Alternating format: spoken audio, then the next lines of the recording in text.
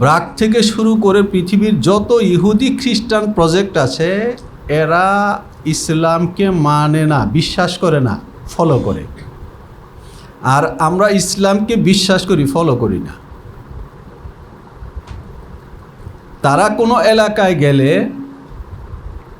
এই এলাকাটাকে নিয়ন্ত্রণ করে কে কে, তার তালিকা নেয়। একটা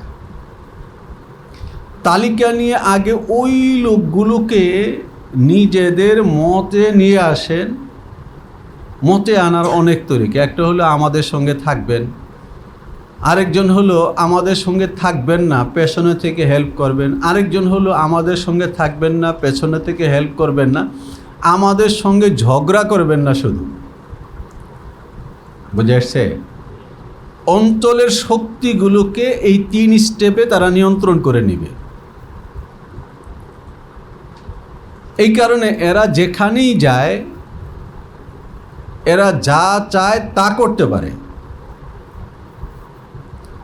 আর আমরা যা চাই তা করতে পারি কি না, এটা তো ওই যে একজন দাঁড়ায় ভাষণ দিলে তোমরা সবাই ঠিক বলো, তখন তো বোঝাই যায় না যে বাংলাদেশে আমাদের বাইরে কোনো শক্তি আছে কিনা, তাই না? সারা বাংলাদেশে ভোট পাওয়া 1800।